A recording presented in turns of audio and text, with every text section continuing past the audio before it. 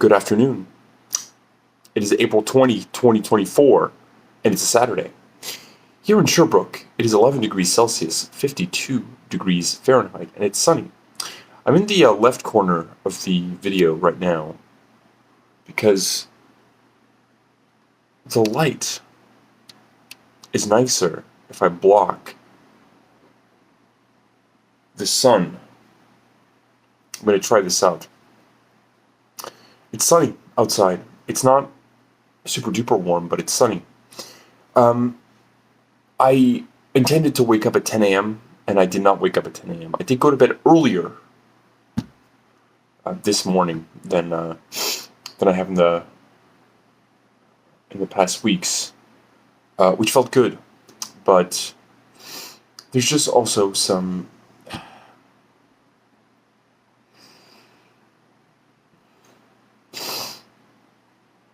potential difficulties with the new neighbor, which make things. I just don't want to deal with this, but I'm gonna have to. Just aside from just noise, there might be some other issues that I don't know. I don't know if there's any solution, and we'll have to talk to the landlord. Not great. I woke up much later than I anticipated. However, okay, so I had a good day yesterday. I was feeling very motivated to be in the world. I went and I bought 3 copies of Rest in Peace at the Griffon. And then I asked about Undiscovered Paradise, and it was $17. I was like, I can't justify that. But then I immediately left, and because I have addict brain configuration, and I'm also very impulsive, likely in part due to frontal lobe neurological issues, I walked to the mall and I bought a copy of that card. And I'm glad I have that card because I coveted it, and it's a beautiful card, and I shouldn't have bought it because it's not a worthwhile use of $15.50. I did get it cheaper. Yeah, I did walk for 2 hours, which was beneficial. Although I did also go to, I hadn't eaten anything before I left, and so I was very, very hungry. I also wanted some sparkling water. So I stopped by the Provigo, which is owned by Loblaw, and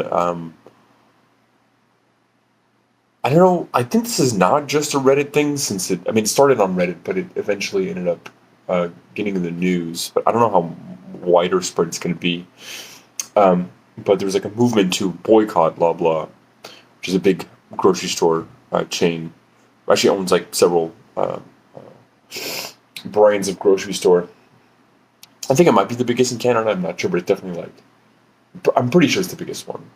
But it's got Provigo, Maxi, Loblaws. I don't know what else in the West, but here it's Provigo and Maxi. And yeah, they've been also under criticism for implementing these ridiculous anti-theft measures. I saw today actually that in some stores, Superstore is another one of their brands. They just put up a bunch of plexiglass dividers to try to block the exit. And yeah, so I hadn't been in one of these stores for quite some time since it's expensive. And that's one of the reasons why it's being boycotted, is because it's so expensive. And yeah, so I went to the self-checkout, and there was an employee there. And so I ended up buying a bag of potato chips, dill pickle flavored, which I have not had in a long time, and was somewhat satisfying. And their sparkling water was so expensive. It was like $1.50 each for the generic brand. Anyway, so I paid at the self-checkout, and yeah, there was a receipt checker guy. He didn't check my receipt because he saw me pay for my stuff, but technically, because I'd heard about this, that they put barriers, and that the person, I believe, has to open the barrier for you or can lock it. It's ridiculous. It's I mean, it's one of the reasons why, like, I don't. There are places where I don't like to shop and will avoid going to because I feel like I'm being treated like a thief. And I think people should steal from grocery stores 100%, especially companies like that. You should shoplift. But I don't just because I'm too anxious and scared. And I got caught doing it once in San Diego, um, like 10 years ago, and it scared me straight. Um, but yeah, so I hadn't experienced that, and I'm just like, man. So I go to the Super C, which okay, so the aisles are too narrow, and they sell out of stuff that's on sale pretty regularly, especially later on in the day when I go. But it's so much cheaper. Like I can't imagine going to the fucking Plebigo, and like that's your experience. Anyway, today I'm thinking about the song "Within Lulls" by Findelit, which is the project of a friend of mine, James Lake. And this album came out 4 years ago, which is the most recent album by Findelit. He has posted some music onto YouTube, but that's like the last like full length that he released. Um, I really like this album. The album's called Wave Bathing, and I think it's one of his best. I have been a part of this project in the past. Have not been a part of it in quite a few years, but I was there at the beginning, and it's been a treat to follow this project overall over the course of all these years. And there's a video, and I would highly recommend watching the video. The song is great, but the video is really great too. It just documents a photography adventure in the Pacific Northwest, and there's some really great images of the forest and of water and of rocks and twigs. And James. It's very pretty. It's a very pretty song. It's got like sort of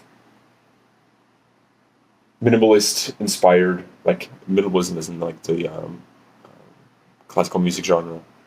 Sort of like xylophone sounds with some piano. But then there's some, like every once in a while, there are these pads, these like droning pads that come.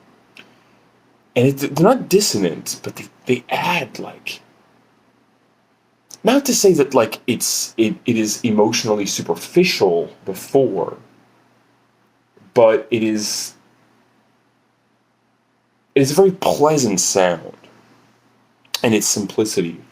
When these pads come and just like open up this emotional depth, it just complicates things emotionally in this really beautiful way, but it's not too much. And I highly recommend the entire album, Wave Bathing. But yeah, it's a great introduction to Findelit if you haven't heard Findelit before, and definitely check out the rest of the stuff that Findelit has up, because it's been quite an eclectic project over the years, and it's touched a lot of different timbres and moods, and methods of creating, and it's a project that's very special to me because I love the man who makes it, and yeah, I've just been able to see if I was there the moment it was created, and I've been able to see it develop and grow and mutate into a lot of like weird, but also a lot of beautiful. Not to say that those things are distinct, but it's gone off. It's like a tree, branches. You know what I mean? So check it out. Check out Findelit later today. It's going to. Oh, by the way, just before I forget, the sun rose at 5:52 a.m. It's getting earlier and earlier every day, and it's going to set at 7:41 p.m. So the days are just getting longer. I love this. Okay, let's get back into it. It's gonna get progressively, colder as the day goes on.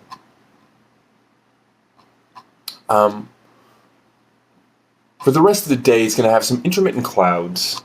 So in and out as far as the sunshine goes. But it's going to go ahead and leave us off at 5 degrees Celsius, 40 degrees Fahrenheit. Still going to have a mostly clear sky at night. But it's going to stay... the sun's going to be relatively unobstructed for the rest of the day. I'm going to find a way to go outside and take advantage of it a bit. I'm going to make some food now. I'm going to have to go take a walk because it's going to be, I need to be able to digest this stuff and not become too somnolent. All right. I'm going to go enjoy these beautiful blue skies and this golden sunshine all along the way. Everyone, have a great day.